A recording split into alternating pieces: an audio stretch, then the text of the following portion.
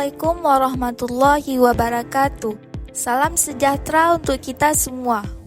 Perkenalkan, kami dari kelompok 4 yang beranggotakan Sausan Nabila, Erni Rahmayani, Ayu Rahmi, Wardina, dan Azwajun Zalila. Pada kesempatan ini, kami akan menyampaikan materi mengenai analisis laporan keuangan. Pengertian analisis laporan keuangan. Analisis laporan keuangan adalah proses menilai dan menginterpretasi laporan keuangan untuk mengetahui kondisi keuangan, kinerja, dan prospek suatu perusahaan. Laporan keuangan yang dianalisis umumnya meliputi neraca, laporan laba rugi, dan laporan arus kas.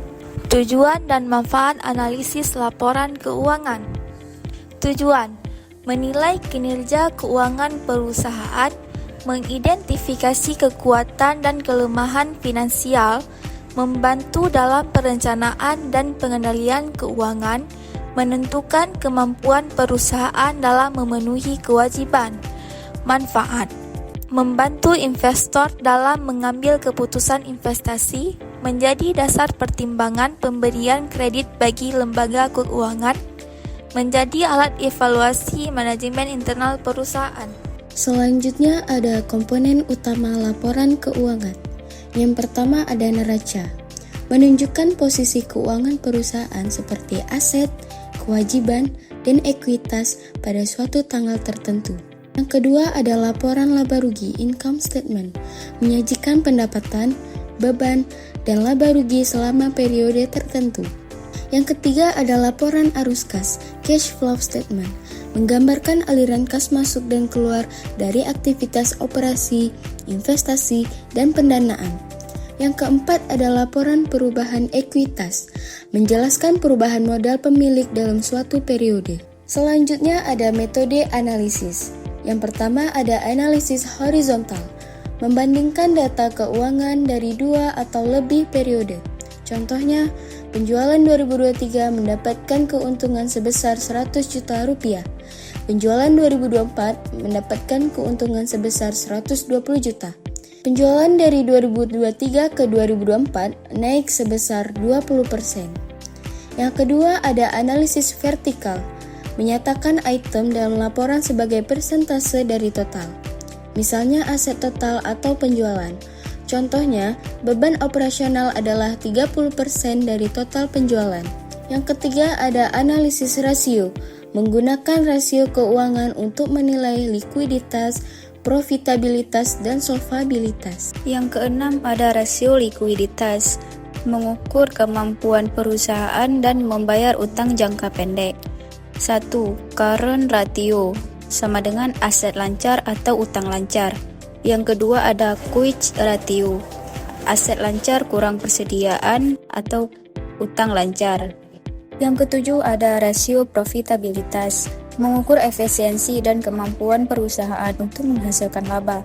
1. Net profit margin, sama dengan laba bersih atau penjualan. 2. Return on asset atau ROA, sama dengan laba bersih atau total aset.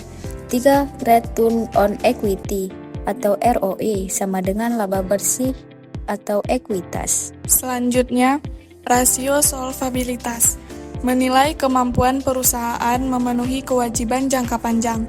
1. Debt to equity ratio, sama dengan total utang atau ekuitas. 2. Debit ratio, sama dengan total utang atau total aset. 3. Rasio lebih rendah berarti risiko kebangkrutan lebih kecil. Contoh perhitungan. Data keuangan PT ABC tahun 2024. Penjualan 500 juta, laba bersih 50 juta, aset lancar 200 juta, utang lancar 100 juta, ekuitas 300 juta. Hasil analisis, net profit margin sama dengan 50 juta dibagi 500 juta sama dengan 10%. Current ratio sama dengan 200 juta dibagi 100 juta sama dengan 2,0. DER sama dengan 100 juta bagi 300 juta sama dengan 0,33. Kesimpulan, analisis laporan keuangan merupakan proses penting dalam mengevaluasi kondisi keuangan dan kinerja suatu perusahaan secara menyeluruh.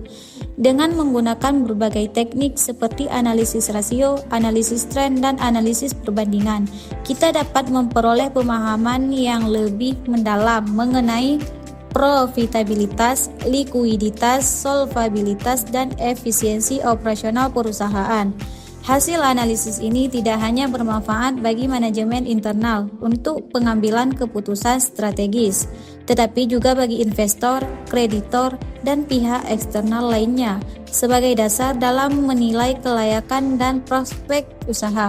Dengan demikian, analisis laporan keuangan berperan penting dalam menciptakan transparansi, akuntabilitas, dan perencanaan keuangan yang lebih baik di masa depan. Baiklah, sekian presentasi dari kelompok kami. Wabillahi taufik wal hidayah. Wassalamualaikum warahmatullahi wabarakatuh.